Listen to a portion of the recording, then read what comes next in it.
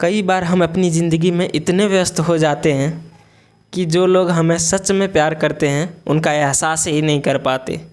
हम सोचते हैं कि हमारे पास हमेशा समय रहेगा, लेकिन जब तक हमें समझ आता है तब तक बहुत देर हो चुकी होती है। आज की कहानी एक ऐसे बेटे की है जिसने अपने पिता के प्यार को समझने में बहुत देर कर दी। दोस्तों, मैं हूं विकास यादव और आप देख रहे हैं शिक्षा मंथन बाय विकास सर को। दोस्तों, आप इस वीडियो में इंग्लिश कहानी के साथ साथ इंग्लिश जो नैतिक ज्ञान है उसके साथ साथ आप इंग्लिश के वर्ड्स को, इंग्लिश के ग्रामर रूल्स को, इंग्लिश के सेंटेंस का हिंदी में अनुवाद अच्छे तरीके से सीखेंगे। तो मुझे उम्मीद है आप सभी वीडियो में अंत तक बने रहेंगे। दोस्तों, शुरू करता हूँ। सबसे पहले स्टोरी का टाइटल, उसके बाद स्टोरी को रीड करेंगे। देखिए स्टोरी का टाइटल क्या है, बहुत ही इंटरेस्टिंग स्टोरी है, आप लास्ट तक ज़रूर देखेंगे। देखिए स्टोरी का टाइटल है द अनओपन्ड गिफ्ट। देखिए आप सभी को गिफ्ट मतलब पता होगा। गिफ्ट मतलब होता है तोहफा या फिर उपहार। अनओपन्ड, देखो ओपन मतलब आप सभी जानते होंगे। ओपन मतलब होता है खुला। ओपन्ड लगा दिए, इसका मतलब वर्ब की सेकंड फॉर्म हो गया, है ना, फर्स्ट फॉर्म हो गया। और अन, इसके पहले अन लग गया तो इसका मतलब ना, तो बिना खुला हुआ या फिर कह सकते हैं अनखुल्ला। क्या कह सकते हैं? अनखुल्ला, है ना। तो इसका हिंदी क्या हो जाएगा? द अनओपन्ड गिफ्ट का मतलब हो जाएगा एक अनखुला गिफ्ट, एक अनखुला तोहफा। अब देखते हैं स्टोरी को रीड करके। देखिए क्या है लिखा हुआ है, वंस। हाँ, और एक बात मैं बता देता हूँ, रेड कलर से जितने भी वर्ड लिखे हुए हैं वो सारे सेंटेंस में सब्जेक्ट हैं। उसके बाद आप समझ लेंगे। जितने भी वर्ड्स आपको रेड कलर में दिख रहे हैं एक्सेप्ट हेडिंग, सारे क्या हैं? सारे सेंटेंस में सब्जेक्ट हैं। तो देखेंगे, once there was a young boy named Adam. देखिए क्या लिखा हुआ है, वंस यानी कि एक बार। There was a young boy, देखो एक युवा लड़का था। यंग यानी कि युवा, हट्ठा कट्ठा जवान। तो एक युवा लड़का था, नेम्ड नाम का। किस नाम का भाई? तो एडम नाम का। एडम नाम का एक युवा लड़का था। देयर का हम लोग अर्थ नहीं निकालेंगे क्योंकि ये जो है सो फॉल्स सब्जेक्ट की जगह आया है। जब भी सेंटेंस में सब्जेक्ट नहीं होता है तो फॉल्स सब्जेक्ट की जगह हम लोग क्या करते हैं? देयर का यूज़ करते हैं या फिर इट का यूज़ करते हैं। जैसे मैं कहूँ आपसे कि आप बताइए भैया कि एक राजा है, तो इसको हम लोग इंग्लिश कैसे करेंगे इसका? तो आप कहेंगे कि सर इसका इंग्लिश करेंगे हम लोग देयर इज़ अ किंग, मतलब एक राजा है। भाई इसमें सब्जेक्ट नहीं था, तो ये सब्जेक्ट नहीं था तो इसमें क्या लगा दिए हम लोग? देयर को लगा दिए सब्जेक्ट की जगह, तो ये सेंटेंस बन गया। तो वही हुआ, एक युवा लड़का था who had a difficult relationship with his father Mr. Robert। देखो उसका लिखा हुआ है he had a difficult relationship। आप सभी को पता होगा डिफ़िकल्ट मतलब होता है कठिन, रिलेशनशिप यानी कि संबंध, है ना।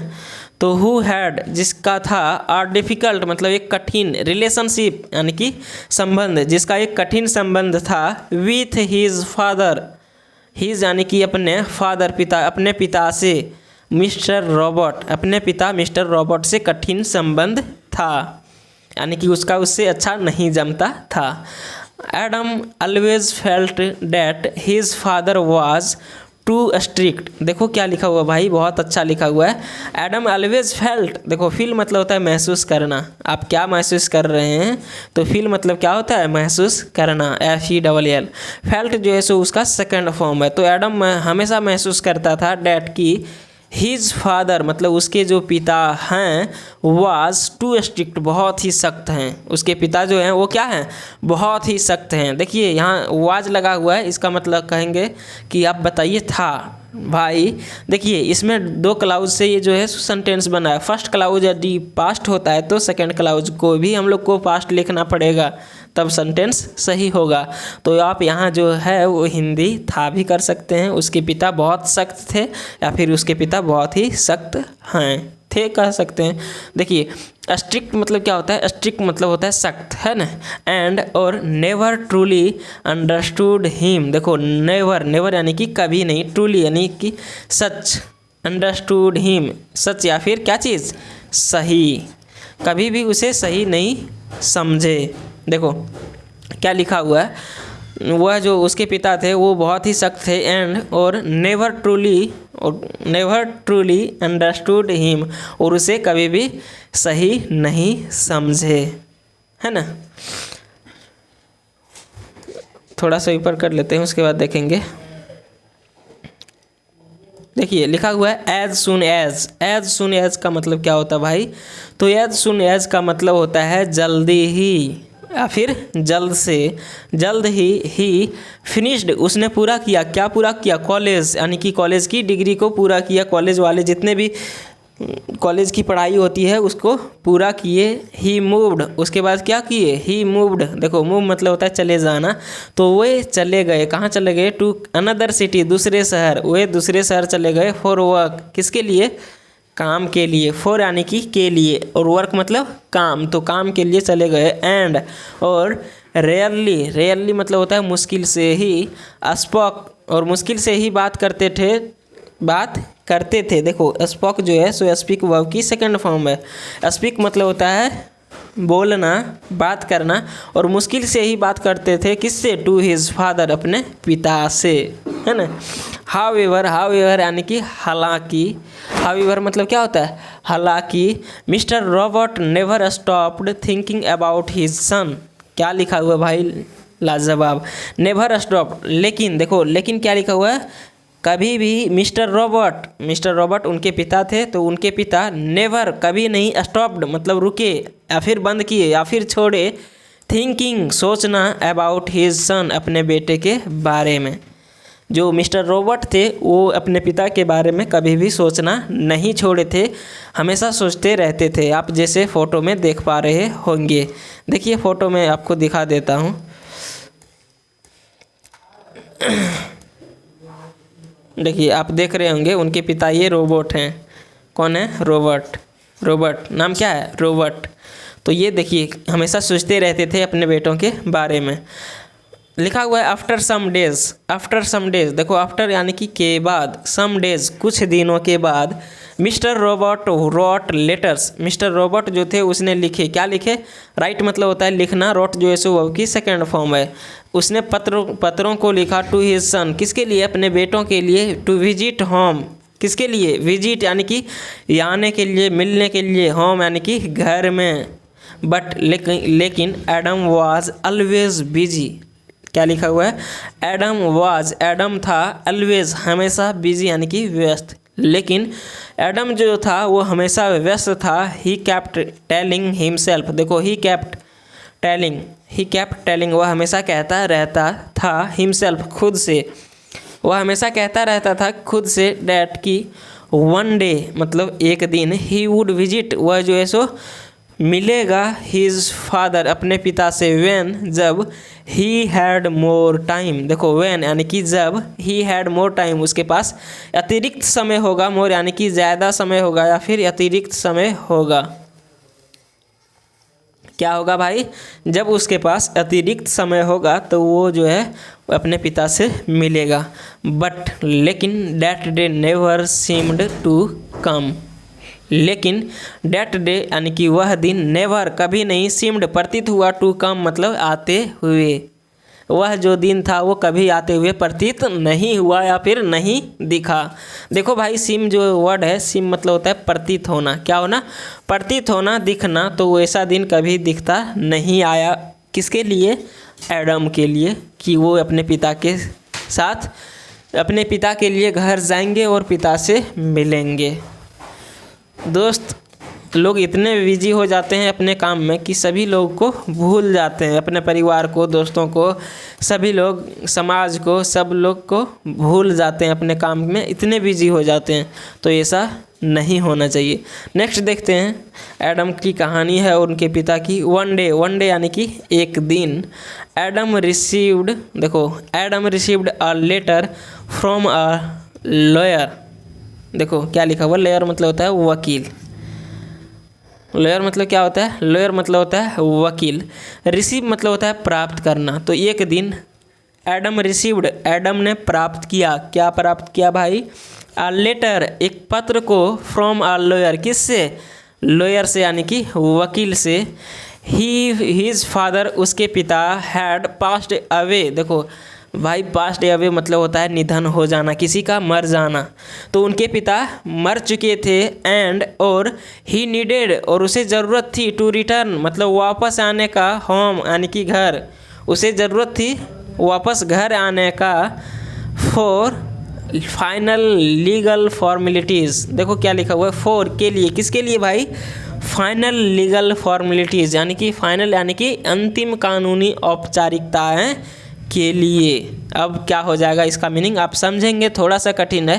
फाइनल लीगल फॉर्मेलिटीज़ मतलब क्या हो जाएगा, अंतिम कानूनी औपचारिकताएं। देखिए इसको यदि मैं अच्छे से समझाऊँ आपको तो इसका मीनिंग होगा, यदि जैसे किसी का पिता जो है सो पिता का डेथ होता है तो उनका जितना सारे संपत्ति होता है वो उनके बेटे के नाम हो जाते हैं, तो वही चीज़ बेटे के नाम करने को हम लोग कहते हैं फाइनल लीगल फॉर्मेलिटीज़।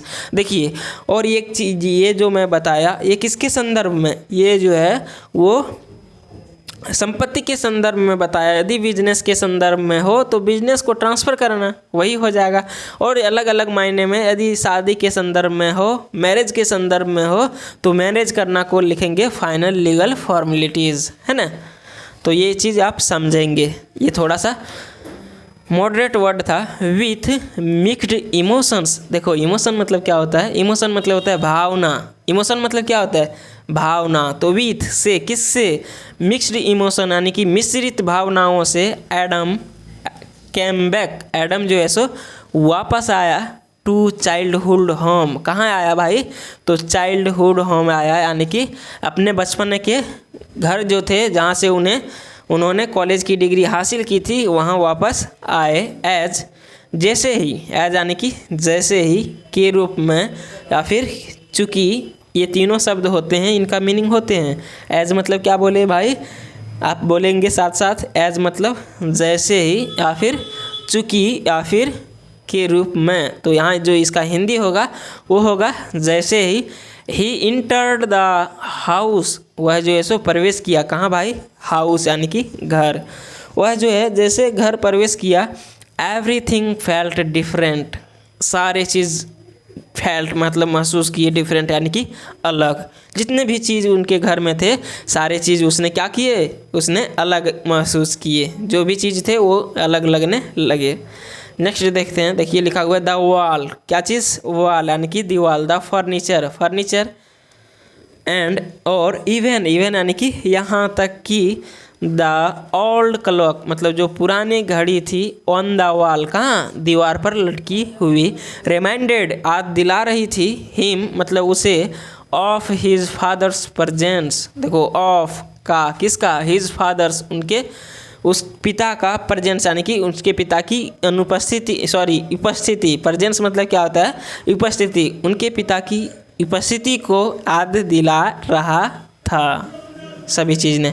नेक्स्ट लिखा हुआ है देखिए, ही नोटिस्ड, उसने ध्यान दिया, अ स्मॉल बॉक्स मतलब एक छोटे बॉक्स पर उसका ध्यान पड़ा। नोटिस मतलब होता है ध्यान देना या फिर ध्यान पड़ना, तो ही नोटिस्ड, उसने ध्यान दिया, अ स्मॉल बॉक्स मतलब एक छोटे से बॉक्स पर, विथ अ नोट, किसके साथ, नोट के साथ, अटैच, जो उसमें नोट अटैच था, जुड़ा हुआ था। अटैच मतलब क्या होता है, अटैच्ड लिखा हुआ है, यानी कि उसके, देखो जो बॉक्स पर उसका नज़र पड़ा, उस बॉक्स पर एक छोटे से नोट क्या हुए थे, अटैच किए हुए थे, ऑन द स्टडी टेबल, किस पर, स्टडी टेबल पर। It was written on the note, देखो नोट में लिखा हुआ था, इसका हिंदी क्या हो जाएगा, it was written on the note, note में लिखा गया था या फिर नोट पर लिखा हुआ था। क्या लिखा हुआ था देखते हैं हम लोग आगे। देखिए नोट पर लिखा हुआ था,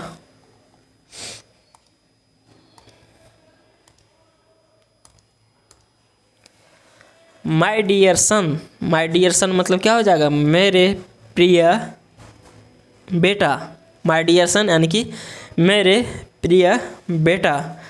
आई नो, मुझे पता है या फिर मैं जानता हूँ, life keeps you busy, life जो है, जो जीवन है, कीप्स रखते हैं, यू यानी कि तुम्हें, बिजी यानी कि व्यस्त, जो जीवन है वो तुम्हें व्यस्त रखते हैं, बट लेकिन आई वांटेड, मैं चाहता था, टू गिव मतलब देना, गिव मतलब क्या होता है देना, तो मैं चाहता था देना, यू तुम्हें, समथिंग यानी कि कुछ स्पेशल यानी कुछ विशेष, मैं तुम्हें कुछ विशेष देना चाहता था।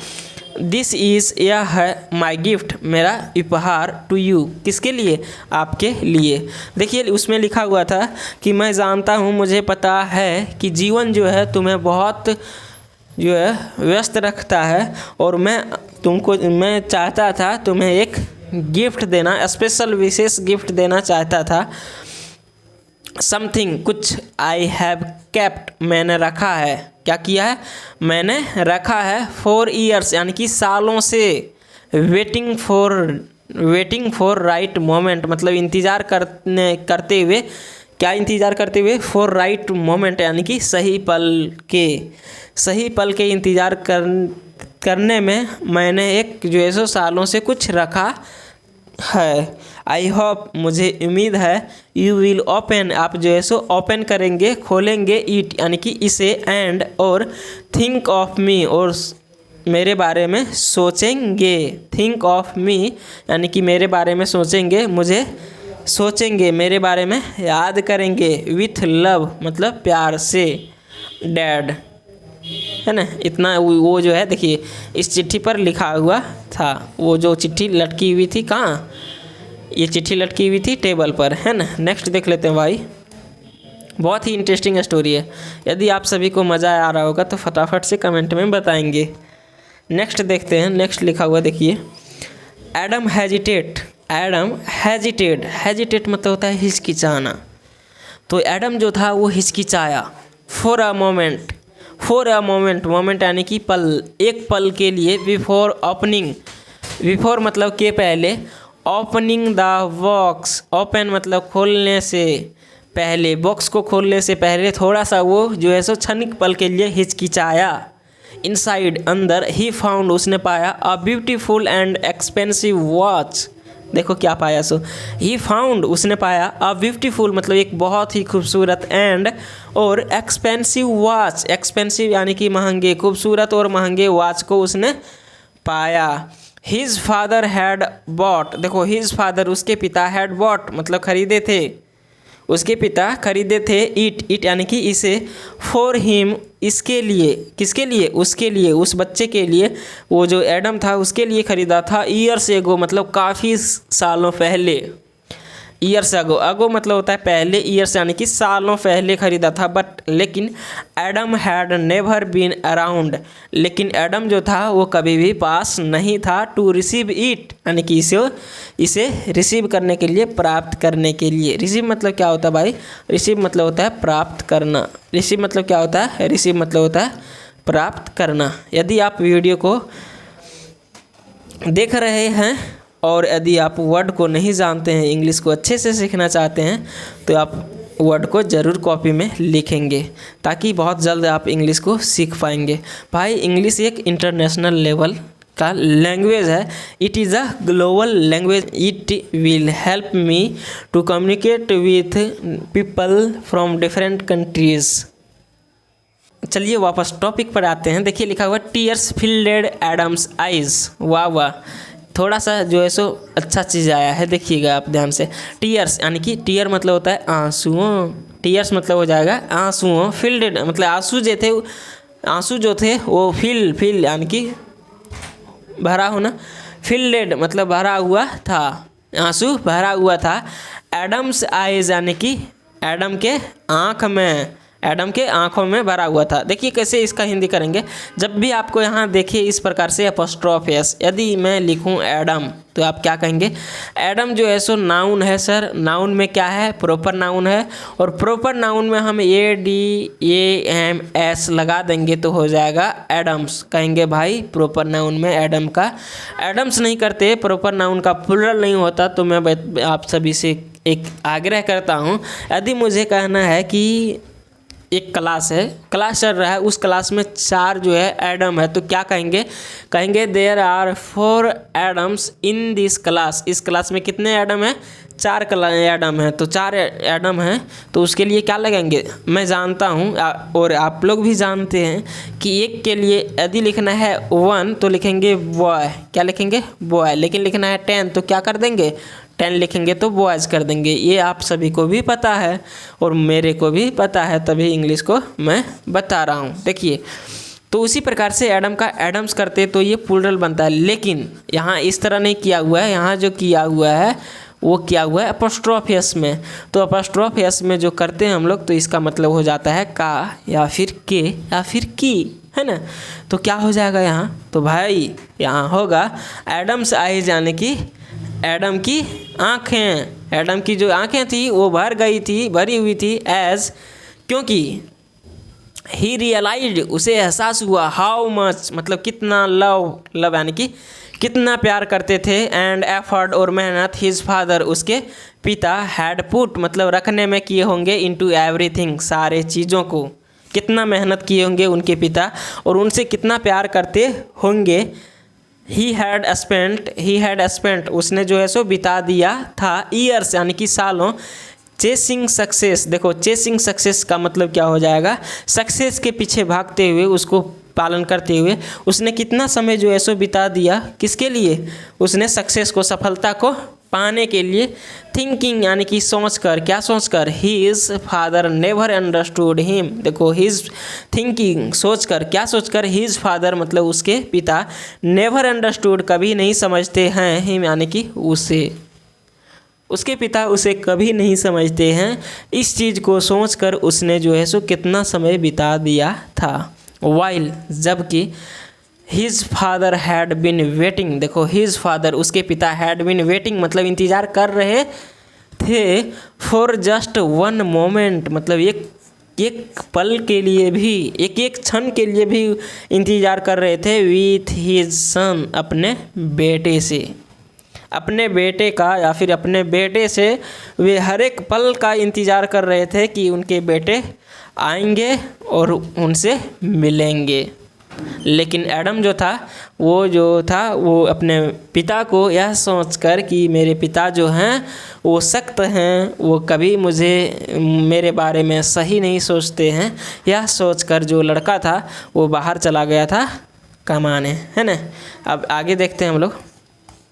देखिए आगे क्या है, आगे मॉरल है, मॉरल यानी कि शिक्षा। इस कहानी से हम लोगों को क्या सीख मिला। दोस्तों, यदि आप मॉरल ही नहीं सुनते हैं तो कहानी को सुनने से कोई फ़ायदा नहीं। यदि आप मॉरल इसका निकाल लेते हैं, इस कहानी से क्या सीख मिला, मॉरल आप जानते हैं, इसको निकाल लेते हैं तो अति उत्तम, बहुत अच्छा। और नहीं निकाल पाते हैं तो आप देखेंगे समटाइम्स यानी कि कभी कभी, वी डोंट रियलाइज़, हम लोग जो है सो रियलाइज़ नहीं करते हैं, हम लोग एहसास नहीं करते हैं, द वैल्यू यानी कि महत्व को, किसका, ऑफ वाट वी हैव, जो कुछ भी मेरे पास होता है, जो कुछ भी है उसका महत्व नहीं देते हैं, उसका महत्व का एहसास नहीं करते हैं, अनटिल जब तक इट्स टू लेट, जब तक कि यह जो है सो देर नहीं हो जाती, जब तक यह जो चीज़ होती है उसका देर नहीं हो जाती है, उसका समय नहीं चल जाता है, तब तक उसका हम लोग वैल्यू को नहीं एहसास कर पाते हैं, वैल्यू को नहीं समझ पाते हैं। इसका कहने का मतलब है जब उनके पिता जीवित थे तो उस समय वह उसको मालूम नहीं था, वो नहीं समझ पाए अपने पिता के लव को। वही चीज़ लिखा हुआ है, डोंट वेट मतलब इंतज़ार मत करो, टू शो मतलब दिखाने का, योर लव मतलब तुम्हारे या फिर आपके जो प्यार हैं वो दिखाने का जो है उसका इंतज़ार नहीं करो, टू दोज उनके लिए, हु जो ट्रूली केयर फॉर यू, जो सही में केयर ऑफ फॉर यू, जो सही में तुम्हारे लिए ध्यान रखते हैं, तुम्हारे लिए ख्याल रखते हैं, उनके लिए कभी भी आप इस प्रकार से नहीं करेंगे कि वो जब तक प्यार को नहीं दिखाएंगे तब तक मैं उसको नहीं मानूंगा। दोस्तों, इस कहानी से हम लोगों को बहुत अच्छी सीख मिली कि ज़िंदगी में सबसे बड़ा अफसोस वही होता है जो हम समय रहते महसूस नहीं कर पाते हैं। एडम के पिता का प्यार हमेशा उनके साथ था, लेकिन उसने कभी उसे समझने की कोशिश नहीं की। शायद हम सब भी कभी ना कभी कभी किसी रिश्ते को नज़रअंदाज कर देते हैं, है ना। लेकिन याद रखें, जो लोग आज आपके साथ हैं उनकी कद्र करें, उनसे बात करें, उनके प्यार को समझें। कहीं ना कहीं ऐसा ना हो कि जब आप पीछे मुड़कर देखें तो सिर्फ पछतावा ही बच जाए। तो दोस्तों, ये स्टोरी बहुत अच्छी थी और मुझे उम्मीद है ये स्टोरी आप सभी को बहुत अच्छा लगा होगा। यदि ये स्टोरी अच्छा लगा होगा तो प्लीज़ चैनल को सब्सक्राइब करेंगे, वीडियो को लाइक करेंगे, वीडियो को दोस्तों के साथ शेयर करेंगे और आप कमेंट में लिखेंगे, एक अच्छी कमेंट करेंगे। यदि वीडियो पसंद हुआ, नहीं पसंद हुआ तो जैसा कमेंट करने का मन होगा वैसा कमेंट ज़रूर करेंगे, ताकि मैं समझ पाऊँ मैं जो बता रहा हूँ ये आप सभी के लिए हेल्पफुल है या नहीं है, आपको समझ आता है या नहीं आता है, आपको इंग्लिश सीखने में मदद मिलती है या नहीं मिलती है, मुझे तो पता चल जाएगा। तो दोस्तों, फिर हम लोग मिलेंगे एक नई इंटरेस्टिंग कहानी के साथ। तब तक के लिए आप अच्छे से रहिए, अच्छे से पढ़िए, ध्यान से पढ़िए, है ना। अंत तक वीडियो देखने के लिए धन्यवाद।